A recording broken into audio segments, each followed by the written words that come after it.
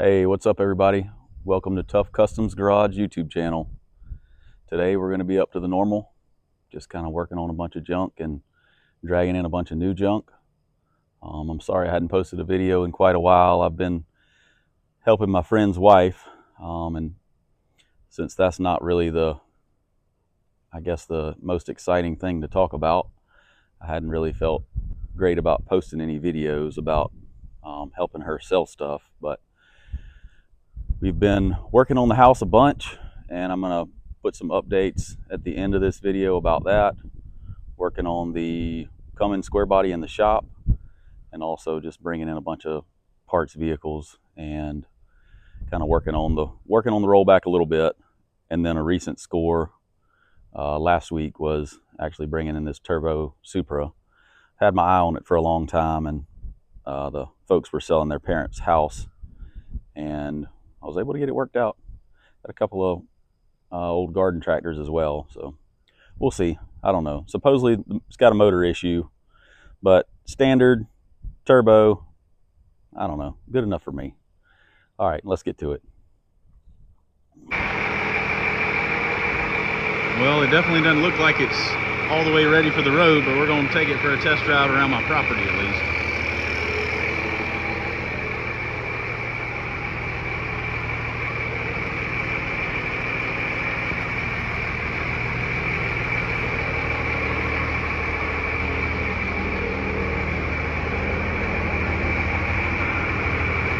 It's not often we see that bed cleaned off, that's for sure.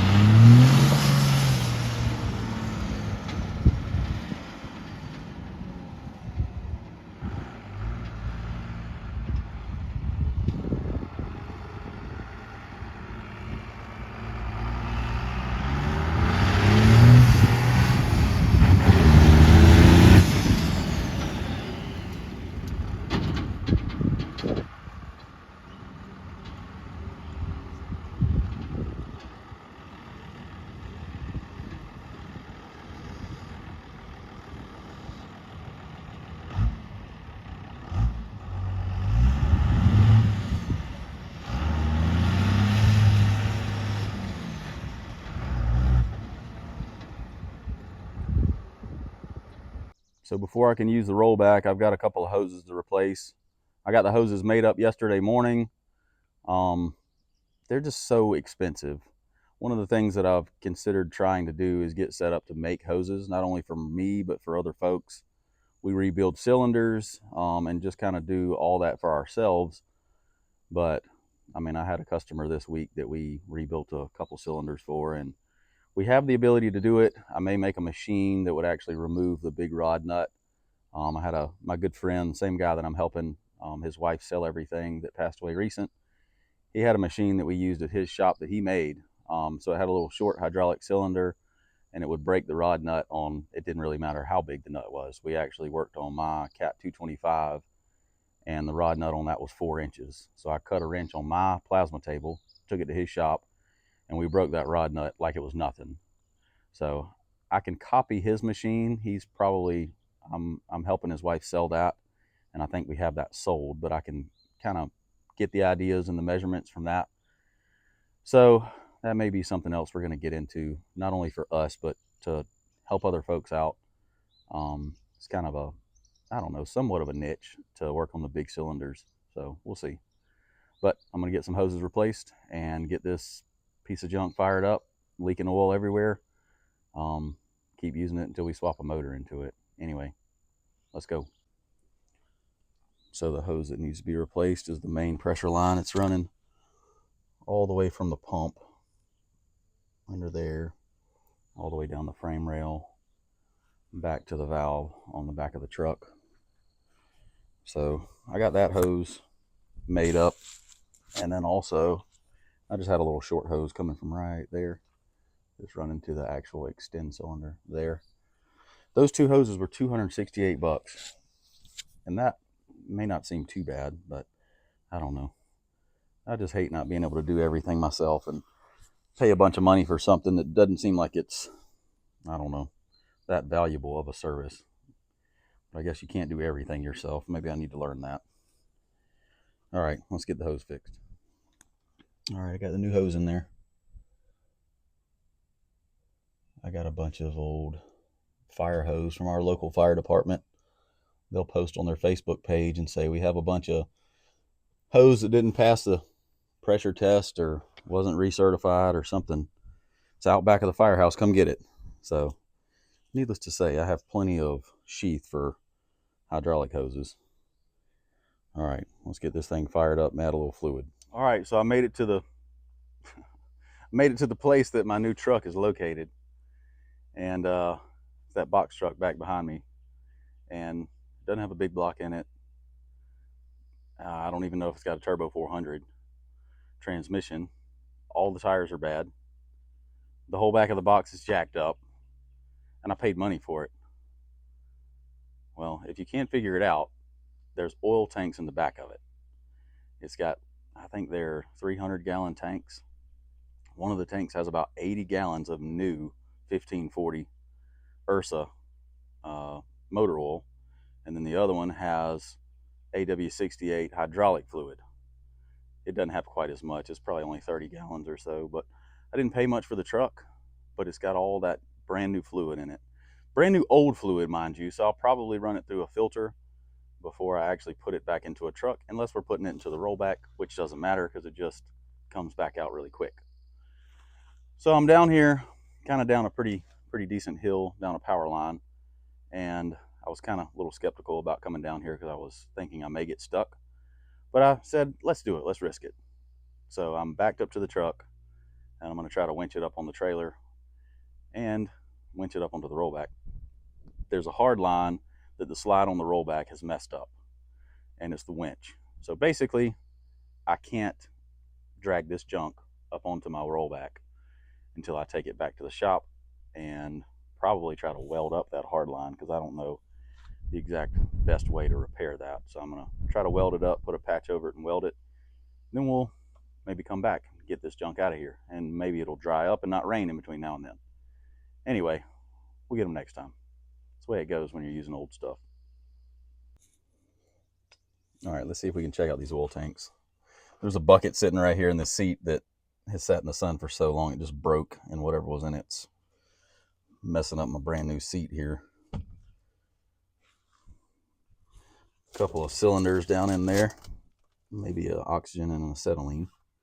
There's the giant tanks in the back. The tanks look really good on the inside as well. So AW68 on this side, motor oil on this side. You can see that one showing. It's showing that it's a quarter full.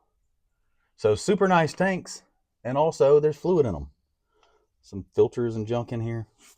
I don't know. Anytime I pick up some filters, I don't think this one's new, but anytime you pick up used filters, when you get a big package deal of stuff, basically it's hard to find the application for that stuff. But every now and then you'll have a bunch of, new old stock, if you will, filters, and you can use them. A part number will line up and something will work out.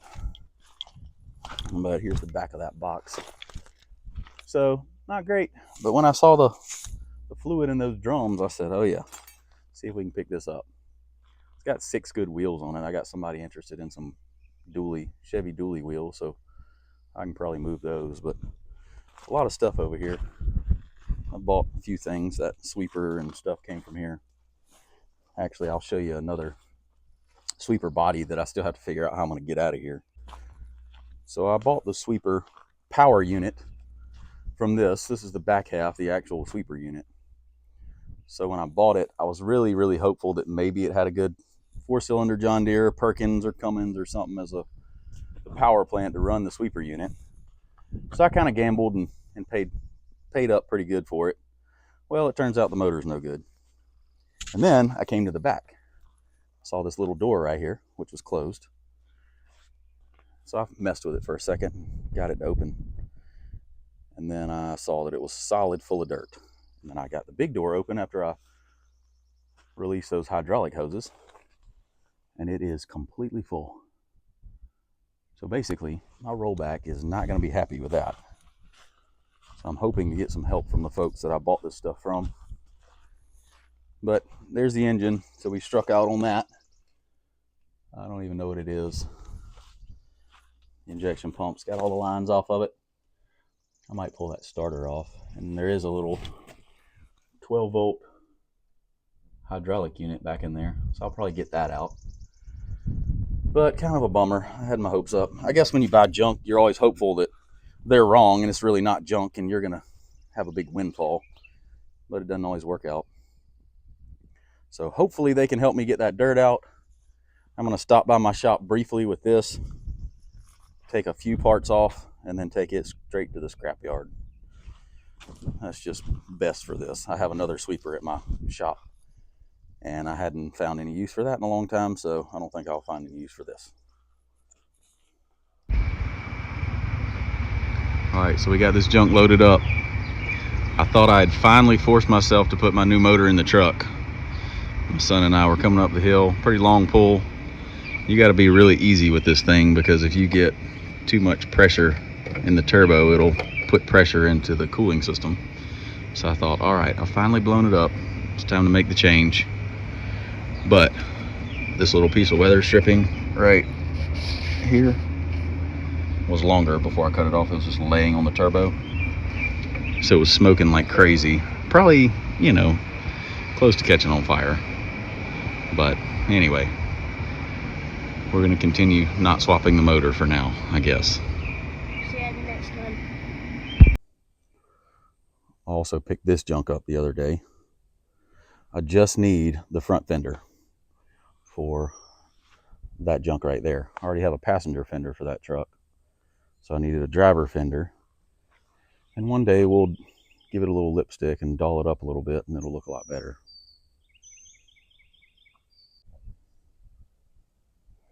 Here's one other thing we worked on this week. Corey pretty much did this one by himself, but it's a little dovetail landscape kit. Put it on these box trucks. It's a pretty nice kit. I'd really love to figure out what it would take to make some of those things, but I don't think they're too expensive. This was actually a bolt-on kit, but it would have taken us probably twice the time if we bolted it on. So we added this piece of channel here, and then let our gusset run down to that. And that strengthens it up a good bit. But the whole bolt-on kit was slotted, and you got to have the adjustment just right before you bolt it all together. But yeah, pretty nice kit. All the wiring and everything's with it. And this guy got a great deal on this box truck. I think he picked it up for free. And so he bought the tailgate kit and then paid us to put it on. So he is into it for some money, but he's in the landscaping business, and it's going to be a nice little rig. So 6.0 LS and 4L80, 324,000 on it, but it's got 80 pounds of oil pressure. So still definitely a rig. All right, here's a house update. We got all the plumbing in, all the in-slab plumbing's done, and also the footings are poured. All the rebar was finished up before the footings, obviously, but I did put plastic under my footings, and hopefully that's going to help the water not wick into the walls. So there's a lot of folks talking about that and how it makes a big difference. So we want to get the basement as dry as possible. I got rock delivered the other day. I need the rain to stop so I can dig out the dirt that's on the outside of the footing and get the French drains in. I got the pipe and the landscape fabric, I think is what it's called. So I'm ready. I just don't want to dig the dirt out if we're going to get a bunch of rain, because then I'm going to have to do it again. And I'm too old for that. But anyway, it's coming along. I want to start stacking some ICF block. I'm excited to see how that goes. So this is an update on the update. Obviously, we've made a lot of progress since the previous clip, but we got the walls done, I guess about 3 weeks ago, and that wasn't wasn't too bad. Stacking the blocks and getting all that stuff true and good and plumb was not that bad. Getting it poured was kind of tough. We used a boom pump, and the slump was supposed to be like a 5, which is pretty thick, kind of like the consistency of peanut butter. It came way too wet, so it was putting way too much pressure in the walls, and it was scary because the forms are expensive, and I was worried it was going to blow out, and that's just not a good feeling. But then we actually worked on getting the floor all ready to pour, all the rock and rebar and plastic and all that in. I had to cancel the floor pour 2 different times, and I thought I was going to have to cancel it again this past Monday, but everything worked out and we got it poured. So I'm glad that we're this far along. We're now just waiting on a framer, and we have the money to keep pushing forward and get the house framed. So I'll keep everybody updated. I'll give a few more shots of everything we have going here.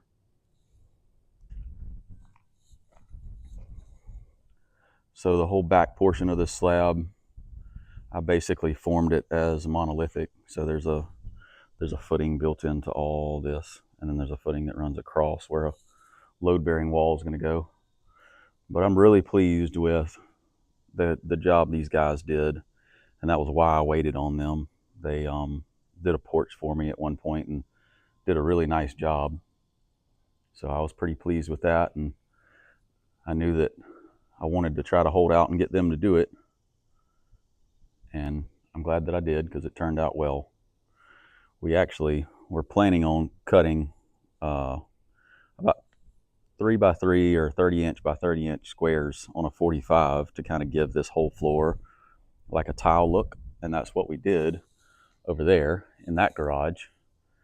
But it was a bunch of work, and so we needed to cut joints in this, so we just cut them in about 10 by 10 squares for the most part.